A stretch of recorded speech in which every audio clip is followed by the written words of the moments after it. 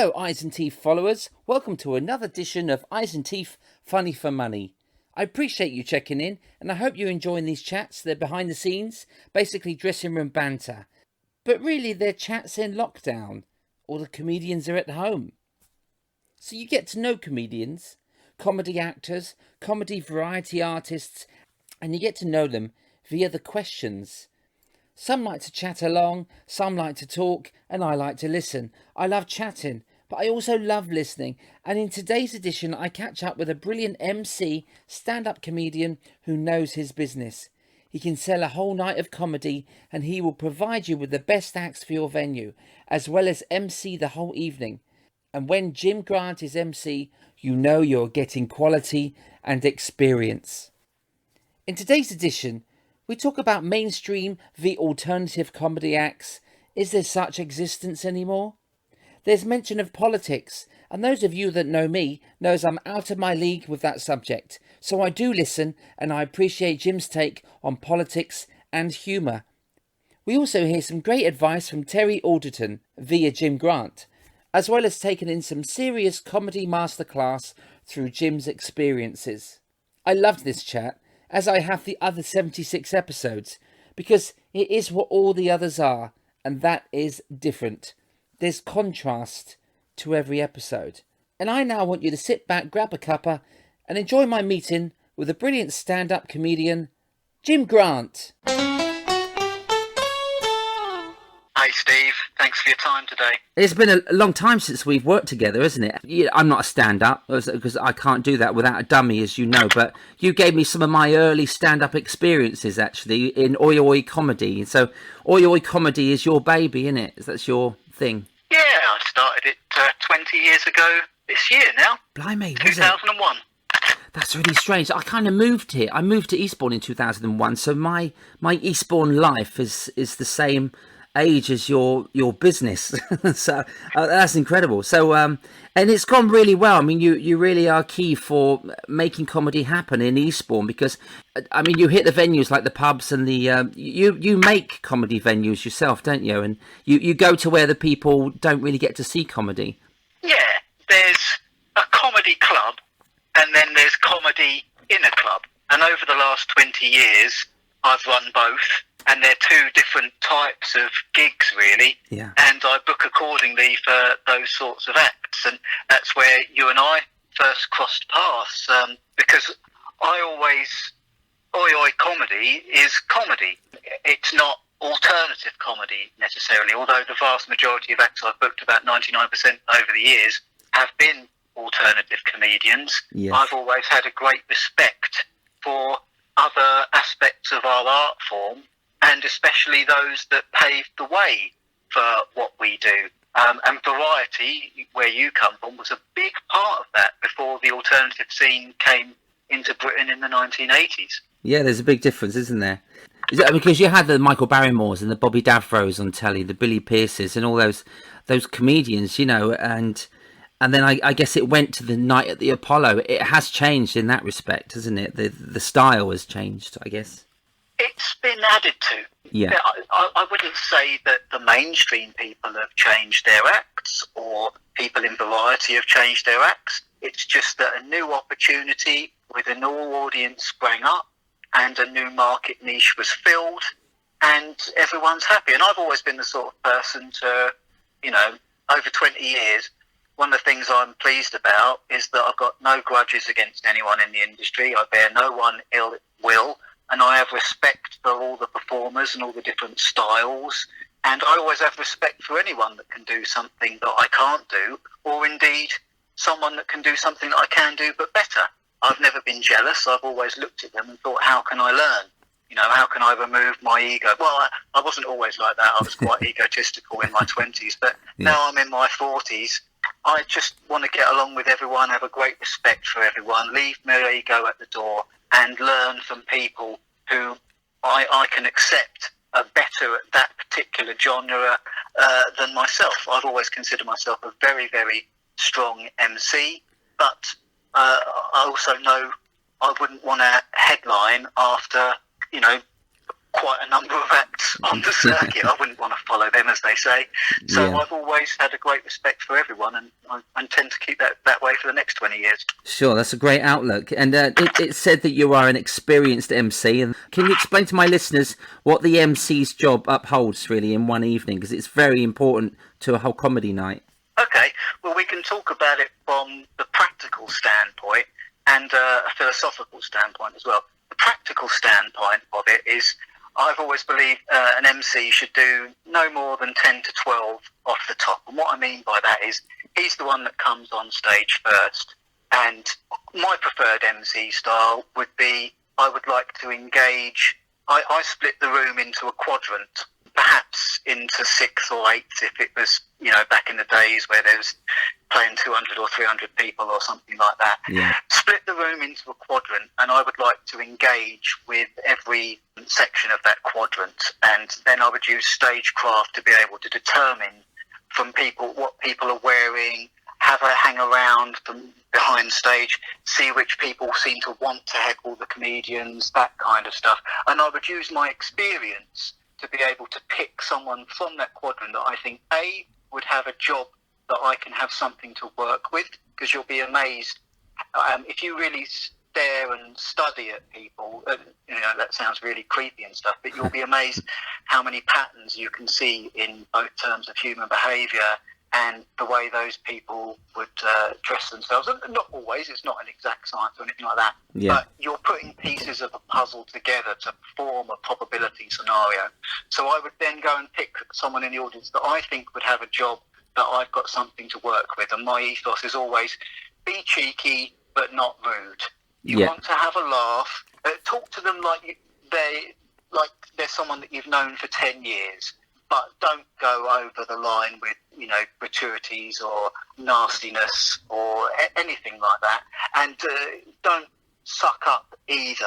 I've always believed, to be slightly nice, because if you're slightly nice, then you can move in either direction. If they're starting to give you something, I would address opening a crowd as I would address trying to fit into a conversation in a party somewhere. Okay. So if the party, for example, is like really lively and anything like that, then come in with that lively energy, but slightly more.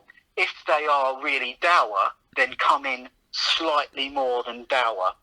Blend with them, mix with them, but try and bring them your direction. But if you're too far, if they're all like, they've got the personality that it's like a funeral or something like that, then the last thing they want is, hey, Yeah. You don't want that. There's going to be such a contrast there that could create a barrier to be able to blend in.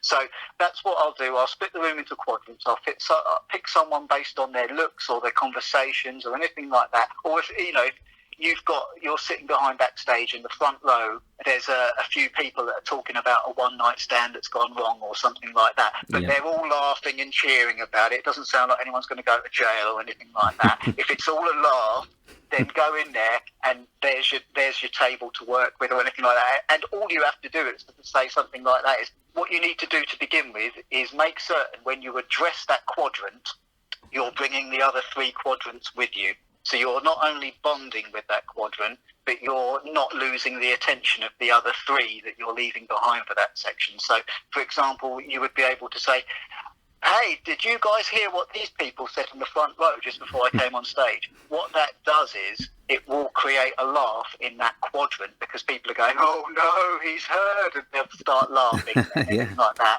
And you'll be able to get that point. If it looks like a face like thunder and everything like that, you might want a mission abort, because maybe you've misjudged the situation. It's a bad story. But if it's going to be laughing and joking, then instantly you've got a rapport with that table, and you've addressed the other 3 tables to have an interest on why you're going there and not leaving them out. So that would be what I would do firstly to begin a show. And then I'll have some genuine banter and a bit of a laugh, get to know people. Then maybe I'll do some jokes, some material, and then I'll set up the room. I'll go with the mechanics of the room. So please switch your mobile phones off. Please don't heckle the acts, that kind of stuff. And if I'm doing something outside of stand-up comedy, the vast majority of the gigs I've done over the last 20 years have been your traditional compare and 3 acts and everything, which I'll address, the EMC's role and how to bring that on in a moment. Sure. But if it's a variety bill, then, or perhaps a burlesque bill, I I'm the resident compare for the Cabaret Cerise that's in Eastbourne. You can check out their Facebook page, that's very good. So I might ask the audience to go, when an act removes an item of clothing or anything like that, and it's important to say an act because there's both male and female burlesque performers, not strippers, Okay. burlesque performers, the Big difference, the nipples are covered and all that kind of stuff. So I'll ask the audience to give me an ooh or an ah, because it's not about me being the centre of attention. It's about setting that room up so there's energy in the room so the acts can come on and have the brightest possible sort of opening or something like that. So that was what I would usually do in the opening 10 to 12 section. Oh, nice. When I ask to bring the audience on, I'll bring them onto a round of applause, and once again I'll then go to what we would call a callback in the industry. So Yeah. I'll go, everyone in the room, I'd like you to clap, and then I'll remember the jobs that I've learned, the names that I've learned, and that isn't stagecraft necessarily. It is my way of showing respect that these people have paid their hard-earned money and given up their time and travelled to the gig to listen to the people on and, be able to put on this show that helps me pay my mortgage and stuff. So Yeah, for definitely. me, they're not just another audience to just play it in front of. I never went dead behind the eyes as some acts can do or anything like that. I've always been grateful that these people have chosen to spend their hard-earned money in my industry, and me remembering their name and what they do for a living really makes them feel good and creates that rapport. So it makes them feel appreciated and good, and it's not me using that as a cheap trick. That is how I want them to feel. That is how I feel. And then you bring, in a standard comedy night, you would then have an act come on and do 20 minutes. Then you'd have an interval, and then the MC would come on and do another 5, and you'd have another act. And again, it depends on the bill. You might have 2 acts doing shorter sets in the middle section. You might have 1 doing 20. It all depends on the budget, that kind of stuff. Then another interval, and then the MC, maybe I'll do about 3 to 5 in the last section or something like that. But the main thing is, you want to be a bridge between a cold audience and a scripted set, because most comedians will run off a scripted set. Not all, and some might banter off the top or anything like that. But that's why it's important to do a little bit of banter, throw yourself. Sometimes a compare can be like, if the audience are the barbed wire, then the compare is the soldier in World War One that jumps on the barbed wire, and the rest of the team go and run across his lifeless corpse to be able to get to the other side. Wow. If that's what needs to be done, then that's what needs to be done. Amazing. That's the job that's there. And, there are comedy reviewers that say, we'll never review a compare, because they understand that is sometimes the compare's role.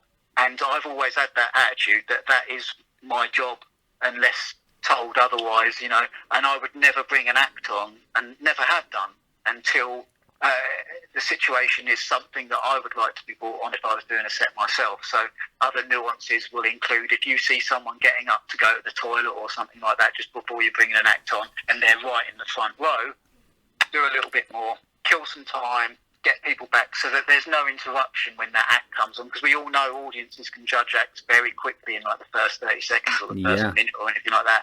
And we also know that line of sight expression, being able to hear, is essential to the job. So I'll take the hit for the team. And, I've always been...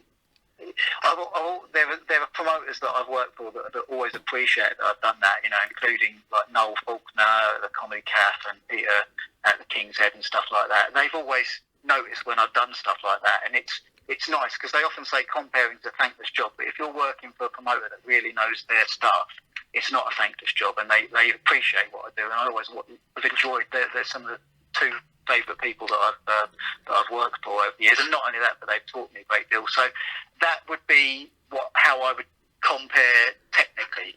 That's what an MC is. It stands, of course, for Master of Ceremonies. And that's a role that's been, long before stand-up comedy. That's been, you had everything from court jesters in royal times. You had Masters of Ceremonies to Freemasons meetings to anything, And of course, that's taken over by rap culture now, I believe they use the term MC as well for Yeah. marketing ceremonies. So Yeah, it's they a do. very versatile label, Steve. But in comedy, I've explained what I would try and do if someone gave me that role. Ice and Teeth. Yeah, it's amazing. You do control an evening, you shape the audiences into a mood, don't you? And it has to be geared up for a great night of laughter after you've left the stage. But your main goal really is for the crowd to want to see you again. There's nothing worse than hearing groans every time you come on. Oh, not him again. But you make sure that doesn't happen, don't you? Because you address it anyway. If they do groan because you're coming back on, then you will work with that, wouldn't you? Because you're ready for it. Because you do get these audiences that sort of, you know, they do judge every comic that comes on, and there are some that just go out just to be entertained and they just want to laugh. But you get the odd person that just wants to banter with the MC. You do have a tough job to The more older I get, the more I realise life is all about balance. You know, all the way from too much water you drown to little you dehydrate, all the way through to comedy. I think everything really is about balance when you look at things. And what you want to do, they're not watching a gig on the television. They've come to interact with that live element, and that has to be respected on one end of the spectrum. On the other end of the spectrum, you have to respect that everyone has come with that attitude. And so, by all means, I need to respect the individual that wants a little bit of interaction, because if not, they'd have stayed at home and watched on TV, and they wouldn't have paid the money to come to the gig. But on the other hand, if you start going down a rabbit hole with some audience member, you're going to lose everyone else. And they've also come with that attitude that they've come to listen and enjoy. And they haven't come to listen to someone in the front row. They've come to listen to the people on the bill. So again, you've got to play that balance. And what I generally would do, this is just my own personal belief system, is that I have a rule of three. So, and there's also another rule. If the compare's going to go into the audience, he should expect it. There are compares that have gone in there, hideously taken the mickey out of the audience, and then some audience members have given it back, and the compare looks like they shouldn't have done that. And Right. so I'm just sitting there thinking, what's good for the goose is good for the gander, mate. You know, don't throw bricks from inside glass houses if you don't want a few shards up your rear end from time to time. So Yeah, it's true. That's how I've always. But so the way I would go is I linger around close to the stage like a bad smell, either fiddling with a microphone or fiddling with this. I'm looking like I'm fiddling with something or doing something necessary to the gig, but what I'm doing really is listening to the audience conversations to give me something to work with or to find out where potential troublemakers are. Yeah. And you can sometimes tell where potential troublemakers are before you've even picked up the microphone. You know, if you're going to hear something like, these comics better be funny, then you've got, at least in my experience, a 50% chance that person's going to heckle. And then and there's also different types of heckle. There's positive hecklers that want to join in, and there's negative hecklers that want to ruin your night. Yeah. And you can usually tell people that want to ruin your night are miserable people. And they'll be miserable. You know, it's not your fault. You can usually tell that sometimes the rest of the audience are already like turning their eyes up, because it's almost like, oh, did we have to bring him along? I told you we would do this. Oh, please, that kind of stuff. So look for that kind of body language. Look for someone that wants to be the centre of attention, is not willing to share it, because obviously those people are usually in the dressing room, but look for them in the audience as well, because they could be a potential problem. And I've always had like a rule of three for me, so I always come in there, hello mate, have a little bit of a chit chat. Sometimes these people are just whatever, lonely or want attention or just want to be able to show off to someone in the audience that I'm not scared of speaking to the comic, and they might just shoot that one shot, and that might be it. You can go there, take the hit, and in fact, actually, sometimes if you can make friends with these people, to be honest, if you that would be another thing. If you've got like a ringleader of a group of builders in or anything like that, then you want to establish a rapport with that ringleader, because if there are any potential problems, he can be a very powerful ally if that gig starts to go wrong or something like that. Yeah, you want to be on his side. Yeah, exactly. So I would have the rule of three. Hello, mate. How you doing? That kind of stuff. Let's find out what he does for a living. That kind of stuff. And to just do a joke. But my style of compering, as you've probably seen, is I don't tend to take the mickey out of the audience member. I tend to have a laugh about what they've said, or ideally, even particularly, maybe turn it back on myself, because that's a good way to make friends. If anyone ever wonders why no comedian goes on stage and tells you how wonderful their life is, it's because that isn't what laughter is. Laughter, the psychology of it, is usually a form of sadism, i.e. there's usually a victim that we're all laughing at. So if you're going up there and not presenting yourself to be the victim, you could have a problem making people laugh. And, if you go on there telling people how wonderful your life is, that's not getting a way to get people to like you either. That's interesting. So it's important to, look at what the nature of comedy is. It has sadistic tendencies, and also comedians are, by their nature, people who string letters to form words, words to form sentences to be able to manipulate people's emotions, i.e. being able to make them laugh with that. But it's still a form of using verbal communication to manipulate how someone feels. So those are always important things to remember about the psychology and the tools behind comedy, I think. And you can employ those tools. So if that doesn't work on the second time and they're still heckling or anything like that, then I will come in with perhaps a joke where they are the butt of it. And these will usually be rehearsed lines, stock lines. Yeah. If they're relentless, you need to have something ready, don't you? When I started, I had I think about 3 sheets of A4 of heckle put downs. I timed it once and it came into 18 minutes.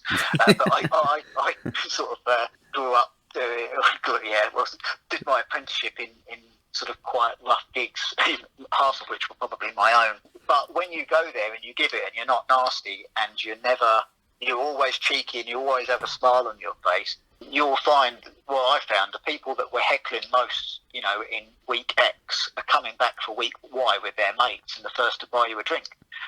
So that is how, if you imagine how friendship works, when you've got a really good friend, that's when the banter starts to fly, isn't it? As long as it's friendly and you can pick up body language and that kind of stuff and work with it, then you shouldn't have a problem, and that is a job done. But banter's, it's the chicken and the egg situation. Are we bantering because we're friends, or are we friends because we've bantered? So that's an important part. So that will be step number 2.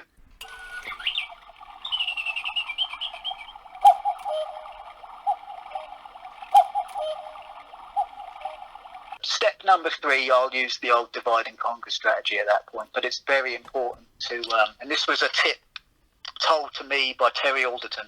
I've got to give credit to Terry for this. Right, wow. He, what happened was, I was doing a set, and the compere, there was this member in the audience that was just giving the compere a load of grief, totally out of order, and it just wasn't happening.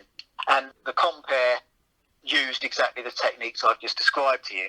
But at this point, I was quite green in my career, and I was still learning. So I went in there, and the moment they heckled me, I went straight into the heckle put-downs. And I delivered them perfectly. Perfect timing, perfect delivery. I was so chuffed with myself until I realised no one else was laughing. And they were laughing at the other heckle put-downs of the audience, that the compere was using. Okay. So, and then it was just a really awkward 20 minutes. We're all concerned, really. I think I almost brought it back at the end, but the guy wouldn't stop heckling, and I'm using these heckle put-downs, all these 18 minutes worth that I've memorised. I've got it all up my sleeve if I need to and all that kind of stuff. Just none of them are working. And at the end of the gig, I'm looking at that thinking, I wonder what Terry's going to do with that. And Terry sort of came off and said to me during the interval, he said, you know what you did wrong, don't you? And I said, no, not really.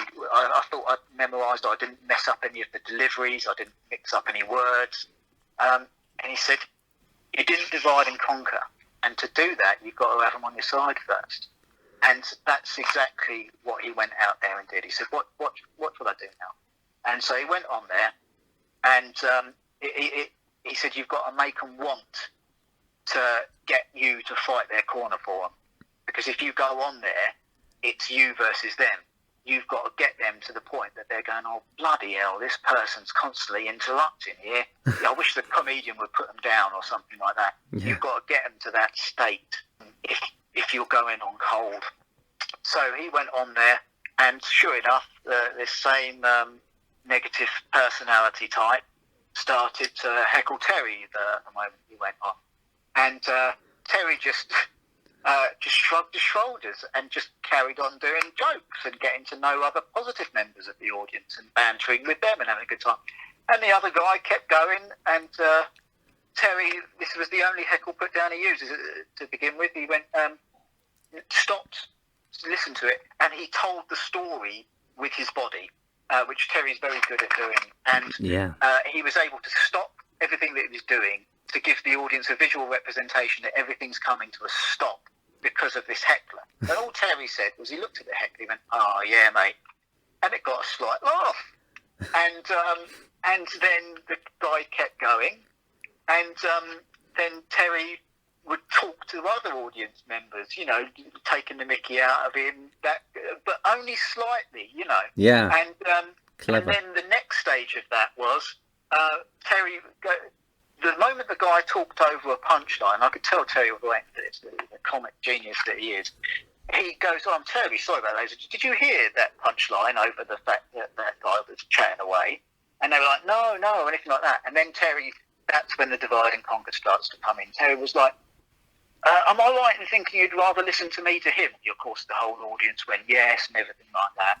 And he said, mate, he just didn't do any heckle put downs. He was just nice and polite. He said, mate, you know, these people have spent their hard-earned money to listen to the acts on here tonight, and, you know, how about you let them get their money's worth, eh? And the whole audience start clapping. Terry's got them. They're on his side. Wow. And so the guy continually heckles again. No security this gig, by the way. No, I'm waiting for them to turn up. Wow. and then the audience started heckling again. At that point, Terry went and did 40 minutes of humiliating this person. Pure improvisation, destroyed him utterly. I've never seen anything like it. Oh, and at the end of that 40 minutes, the guy got up and left, and the whole audience were like, hey, when Terry cheers. And then Terry goes, right, I'll do my set now. Ended up doing more than an hour. No, wow, it's unheard of. As Terry will often do. And Terry then come off stage to me and he goes, did you see what I did there? And I went, yeah. Wow. And that's over 15 years ago, and that comedy masterclass of how to deal with a heckler was something that stayed with me my entire career. So all that psychology of how to deal with a heckler, all credit of what I've learned, I must give to Terry Alderton. Oh, mate, that's amazing. Divide and conquer, isolate, and then terminate. Oh, contributional. I remember working with Terry one night in Birmingham. It was for the Mayor's Ball. And I had a bit of a struggle, actually. I was just struggling. They just didn't want to watch a puppet act. And so Terry went on after me. That they didn't laugh at one of his jokes. He said, if you're not careful, I'll bring the ventriloquist back on. It was a threat using my act. But I mean, he is a genius. I love his physicality in his comedy, but that psychological, routine you just told me is fascinating, isn't it? Just because some people think you just get up there, you tell jokes, and then you're funny or you're not funny, and it works or it doesn't. But no, there is a science behind all of this. And Terry hit the nail on the head. That is just brilliant. Really nice. Yeah, absolutely. And you're right, there is a science to it. And I don't know, well, I know what science involves, but I don't know how to, I know the basics of it, but I'm certainly no master of it.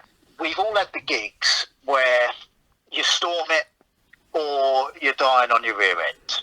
And usually it's the same act, it's the same gig. And my first experience of that was doing a gig, I think it might have been Big Night Out, Jeremy, I can't remember now. So I went on, basically you're doing two sets, you're doing an 8 and maybe a 10 or something, I can't remember what it was now, somewhere in London. And I go on there and I nail the 8 o'clock, don't quite get an encore, but one person called for an encore, but not the whole audience, but I've done well. And I go on to the second one, it's the same room, I'm using the same tones, only like, second one just doesn't go well. And that was like the first experience to me to like what's going on here.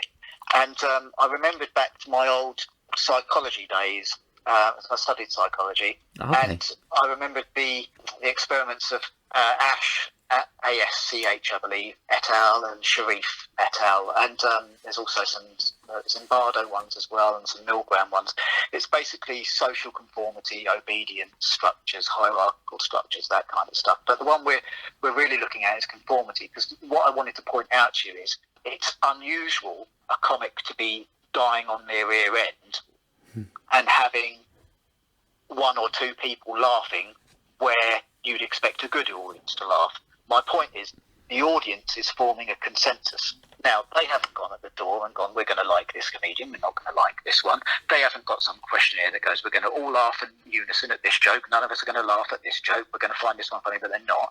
Of course they're not. What they're doing is they're interacting at some kind of level. They are forming a conformity consensus on you and your jokes, and they're all doing it subconsciously.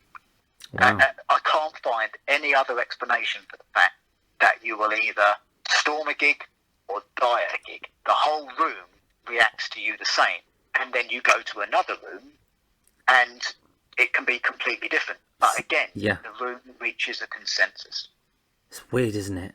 Because it's the same act, and it's the same type of audience, but completely different reaction. You can never work that out. I work sometimes on cruise ships, and you can go out and do a 45-minute set to the same theatre, do the same act, you can storm it, and then an hour later, a brand new audience on that same ship walks in, the same atmosphere, same room, same act, completely dying on your ass. It's strange how that works, and you can't explain it. Well, Ash and Sharif are a good place to start, because it's over 20 years ago since I was studying psychology. But if you were, I might be paraphrasing this, or whatever that term is, paraphrasing for a story or something. I might be getting it slightly wrong, but roughly, in eyewitness testimonies and stuff, if you here's a good one that's nice and easy.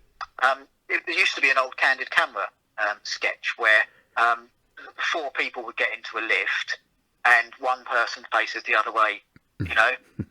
Often more than one would turn around. Right. You know, there's no one's asking anyone to do anything like that. No. But there's other ones, like if you were to have 10 people and 9 of them are stooges and one of them's the real person. These sorts of experiments aren't lawful or legal anymore. I think they're like considered social cruelty or something. But there was one before the days that these sorts of experiments were banned.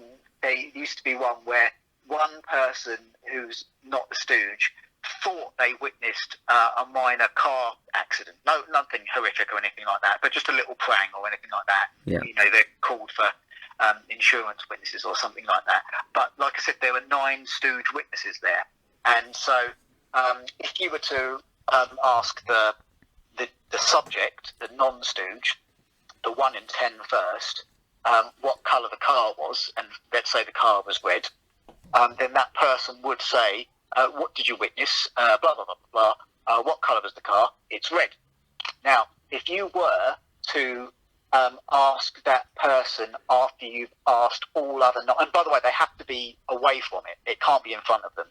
They have to be moved away from it. The car has to be removed or towed away or anything like that, so it's out of sight. Okay. I forgot that bit.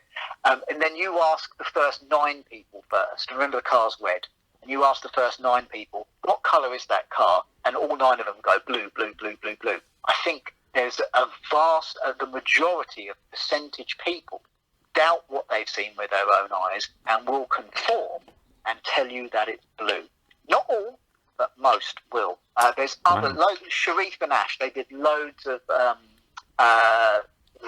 experiments, if you like, studies on subconscious conformity, and that is the closest thing I've ever been able to come to explaining the phenomenon of what we've just described, where you can go and do one room and it nails it, and another room and it's not. And of course, there are all other variables, for example. So it's people following like sheep, isn't it? Almost. Sometimes. Now, the problem with that is, and believe me, I've had this in my own personal business, if you explain this to people off stage, they will never thank you or believe you that there is some force affecting their conscious decision-making process other than their own mind. And yet, at the same time, billions a year are spent on marketing and advertising. So there, you can go and look at the Derren Browns of this world. There are effects on the human mind, that little tricks that you can play and all that kind of stuff. And I'm certain that what I just described in terms of conformity isn't what explains the phenomenon of doing great or anything like that. Once you take outside all other variables and stuff like that. So, for example, with you and your success on Britain's Got Talent, people are coming to see you and then knowing what you do. Whereas if you were to go and do a gig and do the exact same material before you were known to a group of people who didn't know you, there's a chance that they just might not like ventriloquist acts. There are people that just don't like this type of act, they don't like that type of act. Oh, yeah. They might just have walked into one of them rooms that Met just ain't your day, mate. It happens. So once you take out those variables, I'm pretty certain that the conformity factor comes into play. This has gone deeper than I'd expected. It's brilliant. No woman has ever said that to me, Steve. Are you sure? There's still time. Jim, if you don't mind, I'd like to get to know a bit more about you, but how did you get into comedy? Were you, I don't know if you heard of Max Miller, he's the cheeky chappie, but were you a cheeky chappie at school? Yes. I wanted to get laid more, and I observed that comedy was a gooder way to do it as any for someone who can't sing. Right, has that panned out for you? Because I don't feel like my dummies have got me laid as much as without them. I think it may have put them off. Well, the problem is I did comedy at such a young age that I may not have a control experiment with which to be able to, to compare it with. But I would say, judging by, this is kind of like, you mentioned Max Miller. Is that Anthony Miller? Is that any relation? Is that, because I know that Anthony Miller's, no, it's Mick Miller, isn't it? Anthony Miller's uncle or something like that. I don't know. Is it? I'm not sure of Anthony Miller. I know Mick Miller, and I've heard of Max Miller. Again, I'd have to clarify that with Anthony, but he's got this wonderful joke where he's talking about what it's like for someone who isn't stereotypically good looking to have a desirable girlfriend. And the joke is, people always go up to him and say, "Why are you with Anthony Miller?" He's a word that I can't repeat without you getting the bleeper out. So I've experienced that, where I think I've been able to read certain people's body language or be able to overhear what some people are saying, where people have said more or less the words, I'll break it down in its most basic format. She's a far better looking woman than I am good looking as a guy, Yeah. And I would like to think that perhaps comedy played a part in that. That rolls into the different rules of attraction and everything like that, isn't it? Now, what makes people attractive to other things? You'd have to ask women for that. But I think a sense of humour is definitely a part of that, something that they find attractive. And also height. Women always like tall men. Now, I'm 5'6", so I would like to think that my sense of humour is acting something as a compensation for that over the years.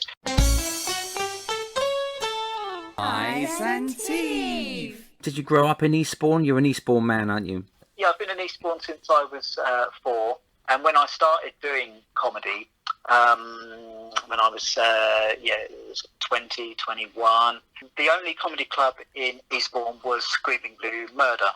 Yes, was that at the Winter Gardens, was it? Yes. It's run by Mr. Harris, I believe. He runs very good gigs. The acts on there were superb. Even though they're, potentially were the rival for me for many years, just because someone's my competitor or rival doesn't give me the right to say untruths about them. It's a fantastic, well-run gig who books fantastic acts. But there was no room for people that were starting out. And why should there be? He's got a successful business model, bringing on all the biggest names that you can down to Eastbourne. Why would he want to ruin it with an open mic who he has no idea what he's buying and is probably awful and could stink the room out? And the Winter Gardens isn't the easiest room to play because high ceiling, rectangular. If you're going to have a rectangular room, you want it rectangular where you have the maximum exposure to the comic. So you want the rectangle going next to the stage rather than going all the way back elongated. Yeah, I've played the Winter Gardens about 3 times now, and it's just such a tough crowd because they're all on. It's all dinner cabarets, you know, and they're all spread out, but they're miles from you. The stage is so high up that you're nowhere near your audience. You can't really get into them, you know. You can't really. The person that is nearest to the stage is still quite far away from you, and so. It's not got that intimacy in that venue, you know. So it's a tough room, and you also hit on another aspect of it, which is the dining aspect of it. Yes. Laughter and eating equals choking, and True. laughter flows where attention goes. And if they are paying attention to their knives and forks and their food rather than you will be deprived of laughter. Yes. Then add to that the social conformity factor. If everyone's eating and you're not getting as much laughter as you should, then everyone in the room is aware that you're not getting as much laughter as you should. Are they going to stop and think, this is because I'm eating and I'm observing the rules of energy and attention, or are they just going to be thinking it's because you're crap? Yeah. Of course they're going to think it's your crap. So that's one thing I've always asked my clients. I've said, please have the food finished before the comics turn up. And, you know, because like I said, I put on gigs in every kind of arena that you could possibly imagine. And sometimes they'll say, can we serve the dessert in the interval or anything like that? All right, yeah, fair enough, all right.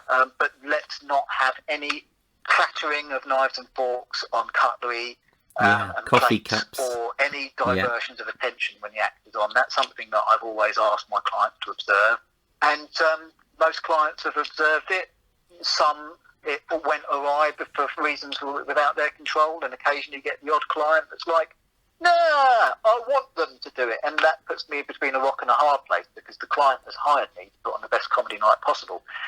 Now, part of putting on the best comedy night possible should be listening to my 20 years of experience on what makes a gig work and what makes it more difficult. Oh, yes. If they're not going to do that, how can I tell someone paying me money that they're totally and utterly wrong?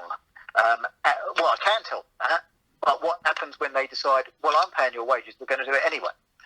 What I usually do at that point is, get the entire fee up front, pay the well, back in the days it used to be cash, but now just go back at the stage of the act and go, this is the scenario, we know what it is, and everyone who works for me knows that I know the way the industry is. So basically, if we go out there, do our best, and if everyone dies on their arse because they haven't listened to what they've said about the tips that I've given them, then the act can come backstage and they'll know I'm going to book them again, no problem. It's not their problem. It's not their fault.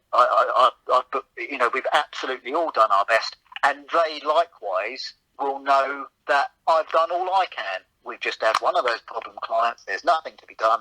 Let's nod, smile, do the very best that we can, not only for ourselves and not only for the client, but also for the audience that are done there. And that can be a very frustrating experience. But it doesn't happen very often, maybe once or twice in 20 years.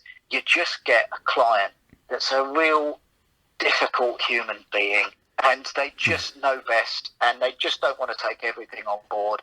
And that saying I've had it because the audiences are like lovely, and you can see them not getting their bests out of it or anything like that. And that can be a difficult experience. But what can you do? Nod, smile, take the money, and do your very best. Be the utmost professional that you can be, polite and courteous, and then just get out there and forget all about it and move on to the next.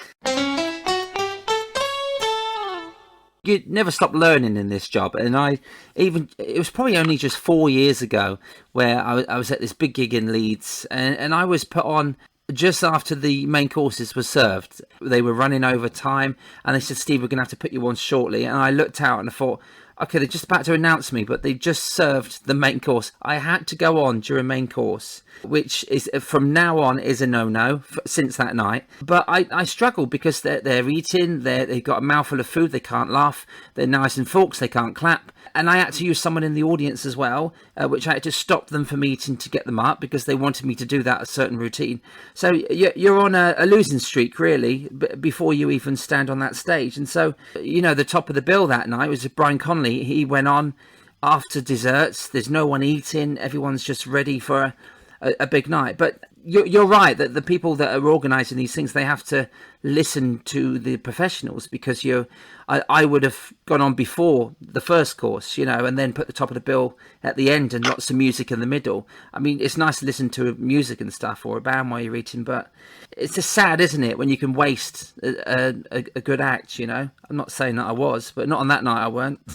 But we never stopped learning. See, that's the difference, Steve. You're a great act, regardless. It's how you are perceived. Yes. Often, right, we perceive what we believe, and we believe what we perceive in a feedback loop. So, for example, those two gigs where I, stormed one and didn't do so well at the other, to put it politely, sure. There would be no one in either gig that would believe the opposite of what they've just seen, because they perceived it and they believed it. And then there's no way they could imagine perceiving anything else other than what they've seen. It's said that belief is the death of reason. So if they perceive that you're crap, they believe that you're crap, mm-hmm. then you cannot come to them and say, look, it's the knives, which is the reason. It's the knives and forks, it's the clattering. My 20 years of experience tells me this. They're not going to believe you, because Occam's razor, the simplest answer is usually the most obvious one and the correct one. You're crap. But if I was to hold a 50p coin up to you, Steve, yes, and I would show you one side of it, you're going to see the tail side, I'm going to see the head side. If we then try and explain to each other what we've seen, neither of us are lying, but both of us are seeing different things. But the coin is the same. And it can be the same thing with someone's act. You are doing your act, but it can be perceived to be something, this, that, and the other, because there are all different things affecting that perception. But the act remains the same, and the performer remains good, if they're good. And I'll tell you this, doing stand-up's like doing a driving test. You're not going to pass it on luck, but you can fail it on bad luck, or circumstances. Wow, that's true. Or something like that. But there is no way you would have got to where you are without being good. Are you always going to be good? No, because you can't always control the variable. Yeah, you never know till you turn up to the gig, do you, really? I love trying new things out as well, when you were doing the Blue Cafe, do you remember? I think that's when we first met. Yes, we were introduced by Rested Soul Nathan Zorchak. It was Nathan, yeah. Nathan brought me up, and bless him. It was such a good night, because I think I come to see Nathan work, and then I came back to do a set. You let me try out some material, which was really nice of you, and I really enjoyed it, actually. It was so intimate. I really enjoy the intimacy of a venue like that, because you could see the whites of their eyes in the front row, and even people in the back row, you can see their eyes, and it's probably the perfect scenario to try out brand new gags, because that they can't go anywhere. I don't mean the gags, I mean the audience. That if it doesn't work, it's not going to work with this audience. But if it's good material, then you could get some good laughs out of it. An audience is, what is it, about 40 people you could get into that room, maybe a bit more. Yeah, back in those days we used to do the gig on the staircase. Yeah. And that was when you used to do it. Yeah, it was the Jim's infamous gig on the staircase. And for about sort of 5 years we had this golden time of every Sunday just bringing people through. But that was something that I was always very proud of, is that when I started comedy, I had to go up to London to do a gig, finishing the Screaming Blue Murder Story. There were no opportunities to start at the bottom, There's the old Martin Beaumont joke. I started at the bottom in comedy, and I like it here. Yes, that's Dave's line, isn't it? Yeah, I knew him when he was Dave. Martin Beaumont, brilliant. Wonderful human being, Martin. He is I great. haven't seen him in years. I wish him well. Fantastic comedian. Great writer. But there was nowhere to start at the bottom in Eastbourne, really. No. You had some open mic nights in Brighton, but really when I started, there weren't actually that many open mic nights in Brighton. You could do a tryout spot at the Comedia, but, there's a difference between an open spot and a tryout spot. An open spot is, I'm learning. A tryout spot is, I think I'm good enough to get paid, and I want to prove it to you. That's what I always differentiate between those two sort of spots. And the Comedia, the fantastically well-run gig that it is. You don't want to go out there green. You want to be that's a big room. Go and earn your stripes and put your stage time in spit and sawdust people where you're playing for 10 people, because it's for the good of the industry that you do that. Because I want, if and when the comedy industry ever reopens, I want every comedy club, whether they're booking me or not, to have a fantastic night, because audiences don't differentiate between brands of comedy. Believe it or not, I've had someone come up to me and have a go at me for a comedy club in Newcastle because they thought I ran comedy clubs. They assumed it was like McDonald's and I ran all comedy clubs. And it took me a couple of minutes to, I don't think I've ever gigged in Newcastle in any way, shape or form. I've never run a gig. It took me a couple of minutes to figure out, this woman thinks I run every comedy club in the country. Now, obviously not all. That was a rare level of ignorance, I suppose. But what I'm saying is the audience don't differentiate between brands. So if they go to a comedy club, they're not going to know the name of it or who books it or runs it 9 times out of 10. They're just going to know whether the last time they went there was good or bad. That experience then reflects on whether they go next time or not. So I want every act in every comedy club to nail it and storm it, because it's for the greater good of our entire industry, because people buy their future products on their past experiences, and that's irrespective of brand names or anything. So I always want everyone to do well. As MC as well, you want the acts in between you, and you're the bridge between them acts, so you want them to be top notch. You want to come back onto the stage with energy, don't you? And you want the audience to be, wow, that was great, what's coming next? And then you're bridging that, as you say. It just makes the evening flow really nicely. What's your take on festivals? I know you've MC'd at Winchester, Cheltenham, Brighton Fringe. You've done a set at Guildfest as well. Do you like doing the festivals, because it does take up a lot of your material if you're doing a set? My favourite festival was Farmer Phil's Family Festival, and I was doing a gig next to a load of cows on a rotating milking machine. That was the most novel gig I ever went, and it was lovely. But I went back and did it a second time, and I think they might have learned from that. And it was like they put us in the comedy tent. So as I progressed, the first 10 years of my career was pretty nondescript. Typically, I would say kind of laddie, never nasty, but laddie sort of comedy. But over the last 10 years, I've become more political. In fact, that's really all I really want to do these days. Okay. So as a political act, when I do a set, this is different to comparing. When I compare, I don't do that much politics, because a lot of my politics involve government corruption, that kind of stuff, and it's just not a good idea to say, and that's why, ladies and gentlemen, we're all screwed. And now for your next act. It's just not the way to bring an act on. Yeah, so what works. So I tend to just, I don't do hardly any politics when I do comparing. I might read out the poem, because I'm known for that around the country now, and that all went viral with millions of views and stuff like that. And if I do that, people will come up to me and go, they'll recognise it. Like, oh, you're the poem guy, I really like your poem. And it is a political poem, but it's never gone badly. Brilliant. The poem's never gone badly. It's not amazingly funny. There's about 3 laughs over the course of 2 minutes, so the hit rate is absolutely poor. But people like it, people identify with it. It really hit something in the nation when I did that. It went viral with the London Economic and RT and all that kind of stuff. But other than that, I won't really do much politics when I'm comparing. But festivals, to answer your question, the first 10 years, they'll be like any other act. You got your music blaring. Some people want to listen, some people don't. Yeah. They're not. I've never worked for a festival person that didn't know what was happening. They can always be the same. Hit and miss, and the people that book the festival, I've always worked for people that know you can be hit and miss.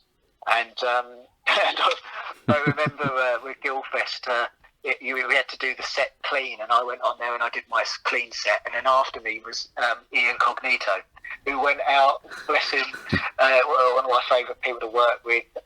He just went out effing and blinding and absolutely took the roof off. You know, so but at that point, it's not me booking the gig. I have no idea whether he's in breach of contract at that point. Knowing Ian being Ian, he wouldn't have cared, and so I won't get involved in that conversation. But you can't take away from the fact that we were all doing it clean and doing okay. He goes out there and does every swear word under the sun and just took the roof off, and you know, as he often would. But now I've done my political set at festivals, it goes very well. Yeah, they really identify to it, and the festival audiences, far more than comedy audiences, really resonate with my libertarian style of comedy and pointing out government corruption and all that kind of stuff. I get you, yeah. And I'll make this point, because I've only been doing the political comedy since about 2011, we've only ever had a Tory government. And because I slag off all the parties, but whenever you're slagging off, you will always have much more material with the party in power, because they're the ones giving the material, they're the ones being the most corrupt, that kind of stuff. So festival audiences will tend to be quite left-wing, as you've seen, you know, with all chanting Jeremy Corbyn at Glastonbury and that kind of stuff. So when I'm going on there and I'm attacking the party in power, I can often be perceived in what the standard political paradigm is of left wing, but really I have half of I don't fall under any umbrella, because I take each topic individually. So, for example, you know, people can listen to me for 20 minutes. They'll listen to that poem, and for every 20 positive comments, there would be a negative one, and that negative one would usually say, "Call me a lefty or a socialist" or anything like that. Yeah. And I'm sure they would be amazed to believe that I was a leaver in Brexit, and would give numerous examples as to why. But I would give it from the Tony Benn, you know, the left-wing stance of Brexit, for example. But still, they would not expect a lefty to be a leaver. You know, that isn't their perception of it. And there'll be other things where I might identify with the right wing, for example. But it's very important that we need to remember that right wing has been called, you know, anything left of the Mao Zedong. You know, if you don't believe that man-made global warming's going to annihilate us all, then you're a science denier, or, you know, blah, blah, blah, blah, blah, blah. What I'm saying is, I think we should lose umbrella labels and look at things each on their individual merit. So for some things, I've been at the conversation where I've agreed with the left on pretty much every issue, and then they just naturally assume when they brought up another issue that I'd be with them, and I go, no, I'm not like that. I'm a political atheist. I don't believe in any of them. I don't believe in any of their words. I believe only what they say. And so I've never sort of fallen into that category. But the set that I would do at a festival would be very... It would be quite easy to think that I would be a left-wing person, because on those issues that I'm talking about, I am. It's just that there's a few other issues that I might not be on the left on. But I would say I'm pretty much 70% left-wing, 30% right-wing. Sure. And I can give an example of where people would... it would be controversy, and where people would come with me to the punchline, and then they would laugh because they think I was just joking. But I was, before this is how long I've been going, I was talking about how I believe that gay marriage should be legalised. So we're going back to the early part. You know, basically there was a small window when I was politically active, and gay marriage and, you know, civil partnerships weren't there. And it was in that small window that I would do these sorts of jokes. And I'm going to screw this up, so I haven't told this joke in 8 years, or since it's been legalised. But I'd say I believe in gay marriage because love should be beyond the jurisdiction of any government. Gay people should be allowed to marry together. They should be allowed to live together. They should be allowed to grow old together. They should be allowed to grow marijuana together, and they should be allowed to protect all of the above with guns. And so the audience would come with me. It's left, it's pro-gay, it's pro-marijuana, it's left. And then they realise that I think that people should have the right to own a firearm in their own home. Not take it out of their own home, but just for protection, you know. Of course, yeah. It's like, oh my God, he's a gun nut. You know, no, not really. I just think that people should have the right to choose what they have in their own home and how they protect themselves. I'm a small guy. I don't want to be, I don't want to make this an issue of like pro or gun or anything like that. That's not the audience. I just want to give you the idea that it's possible. Personal freedom is the only thing that you can have yourself if you give it away to others. And for me, I want to give people as much freedom as possible, and I want as much freedom as possible, so long as you're not harming anyone or anyone, basically obeying common law, not harming anyone or their stuff or anything like that. But that would be an example of the joke where the audience would go, "Hey, what? Yeah, What? yeah. Huh? What?" You know, so, and again, it would fit in. Left, right. You know, or what would be perceived of that. The crazy thing, of course, is that I believe Gandhi was pro-gun, and he's not right by any means. But again, it comes back to the perception of what is right and what is left. What is perceived as right or left wing today might not have been perceived traditionally as right or left wing there. So the cases may stay the same, but our perceptions of them and what we conform to as left or right. You know, there's such things as, I think they're called Overton windows, where you move the psychology of a nation one way or the other on certain subjects down towards the left or the right or anything like that. But I've always been libertarian, which is, if you don't bother me, I won't bother you. Live and let live. Be nice to me, I'll be nice to you, and I'm not going to poke my nose into anyone else's business unless you're harming me or my property. I'll just leave you alone. That's always been that's pretty much what a libertarian is. We're not anarchists. We don't believe in no government. We just believe in minimal government, to keep that government's power to a minimum, and which our freedom should be above all else.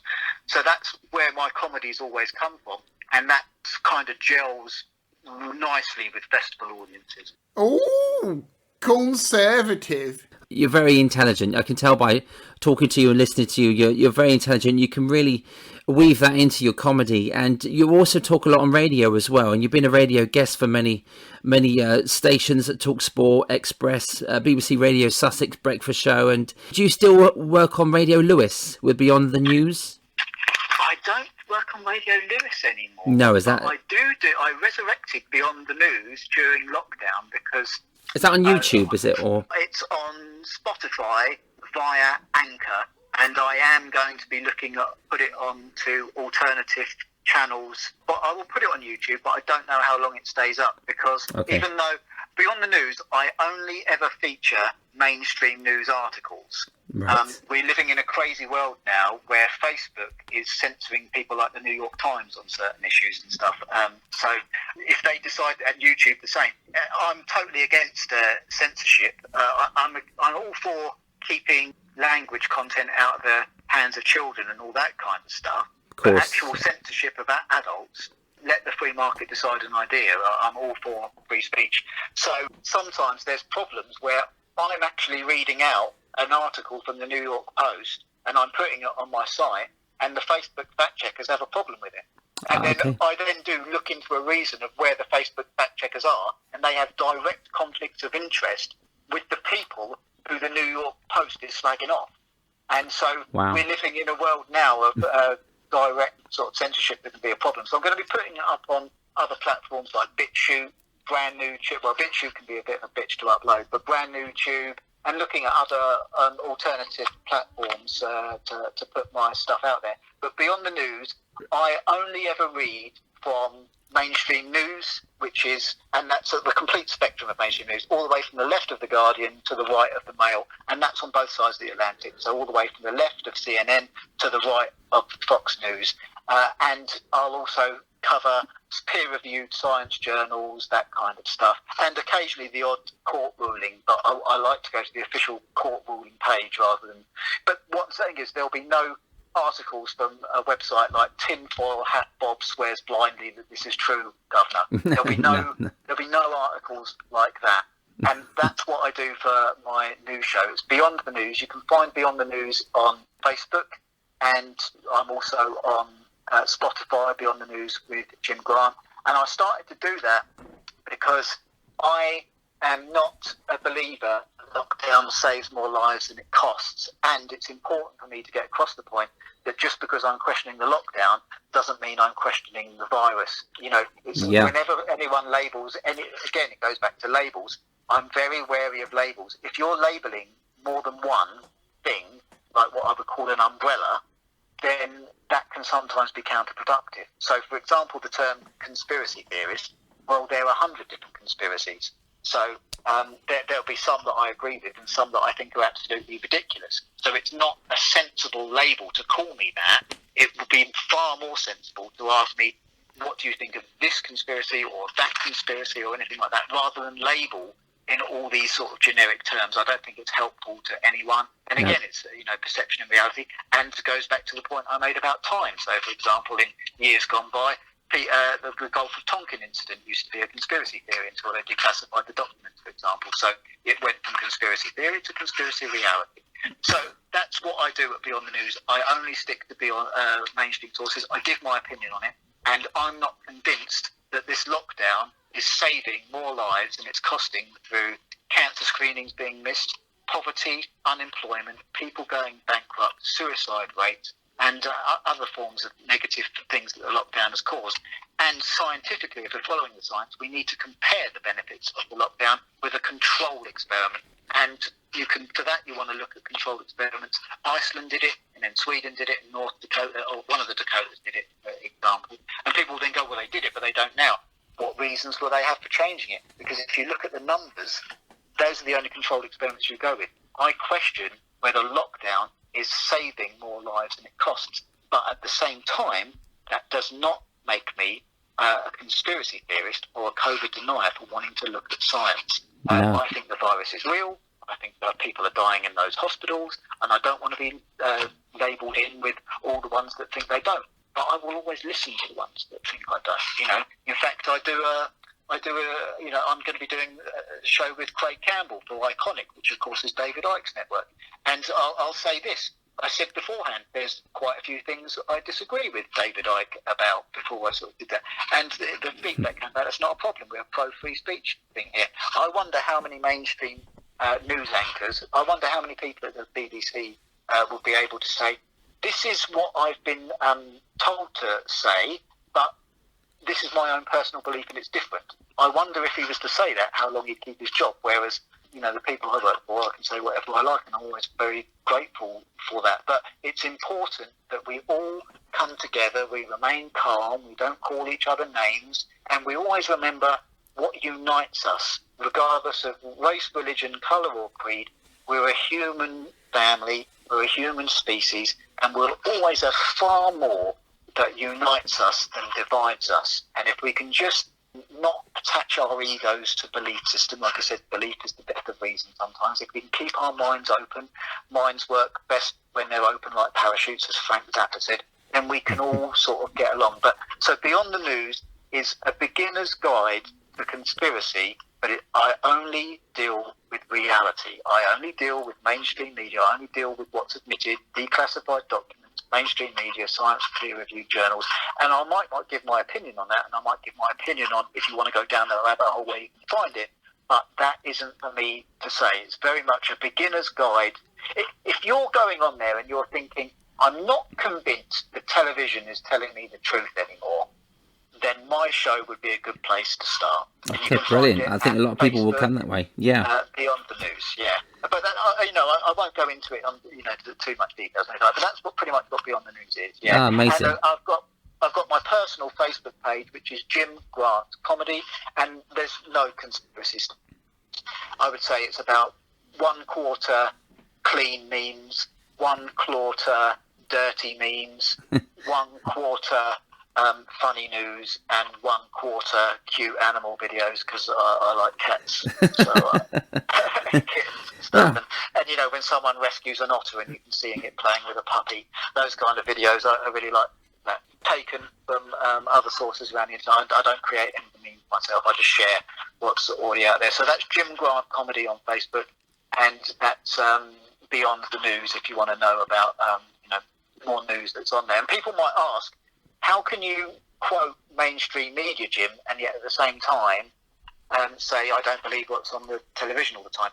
Well, my answer to that is you'll be amazed what the mainstream media admits that isn't told on the television. There's this big area of information that's admitted but not told on the television, and that's where I sit. Eyes and teeth. Wow, brilliant. And I love that you got Frank Zappa in there somewhere. That's brilliant. that's amazing. What a quote. And that's Jim, it's been really, really great getting to know you a bit more, mate. And you're incredible with your words. So it's important that you've got a platform to say how you feel, you know, whether it's on the comedy stage or for Beyond the News. So we'll send people that way, and so they can look at your websites and stuff. And so are you planning to get comedy back over the next couple of months if we start to get the freedom that we're allowed? Are you ready to hit the button and get some comedy clubs back on their feet? Always. There's some things to remember, is that there's going to be some things that it's different variables. It's going to be a different world when we come back. So there are going to be people that, no matter what the death rate is, some people are not going to be going out because they're still afraid. Yeah. There are also going to be people that have eaten into all their financial resources just to keep afloat, and they're not going to have any disposable income for quite a while. There are going to be jobs that have gone that are never going to come back, or at least not going to come back for a significant time. And there's another factor. Pub clients, and restaurants, they've invested all this money on this, PPE gear, and then Boris shut them down anyway. Yeah. If you were thinking about staying in that business or opening a new bar, are you going to open a business that the government could arbitrarily shut down at the stroke of a pen? So there are going to be less investments in that area. There are going to be less people that have survived it. And then you've got, of course, Mr. Rudd came out and said the other day that you people may require a vaccine to go into pubs. He hasn't ruled that out yet. I'm not saying he said that's the case. Sure. What I'm saying is he said he hasn't ruled it out. So you're going to have that. You're going to lose a few percentage of your potential population demographic that could come to the gig here. You're going to lose a few percentage points here. It's going to, however, it will be tempered with what I think will be a novelty blowout. You know, when a new pub opens, it's always busy for the first couple of months. Yeah. I think you're going to get that. I think you're going to get people that go out because they haven't gone out in a while, but it's going to be tempered by all the negative factors that I said beforehand. And there's also another thing to consider. People are creatures of habit. And I've lost track of the amount of people that I hate the idea of the government not letting me leave my house for a reason, but I actually quite like it. I don't want to be told to stay in my house. I don't want to be under lockdown. Yeah. I've really enjoyed my lockdown, spending time with my friends and my family and all that kind of stuff, and finding new sources of entertainment and that kind of stuff. Let's not forget that comedy wasn't in the greatest shape, especially down here in Sussex, before anyone had even heard of COVID-19. So that's another factor to picture in. So I think there's going to be negative factors that make an influence, and I think there'll be and those could be they'll be short to medium term, and you'll also have a short-term gain. Yeah. So it's going to be interesting to see how those different variables comprise the 2021 comedy industry. But you know me, I'll play for anyone if the check clears. So I'll come along. Let's do business. I'll put comedy on in one form or another. I would also like to thank all the clients that I've had, and I'm going to be getting in touch with you and all that kind of stuff. I hope you've kept your head above water. And I'm going to, when the time is right, and if, again, I've got clients that during the differences between the lockdowns were like, I don't know if we want to book another comedy night, so we're going to get locked down again. So I'm going to chat with my clients. If it's right for them and they want to employ me, then I'll never turn down a work. I'll always do a gig, and I'll always be in touch with people like that. And, and I think it's great that you've gone out there, Steve, and you've done what you've done. And I think it's great that you've not set yourself, you're in the variety genre, but you've never been closed-minded enough to, not want to do an alternative gig.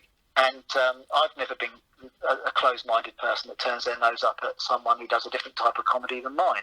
That's, whether it be mainstream or variety or anything like that. So I think that's one of the most important things in comedy and anything else.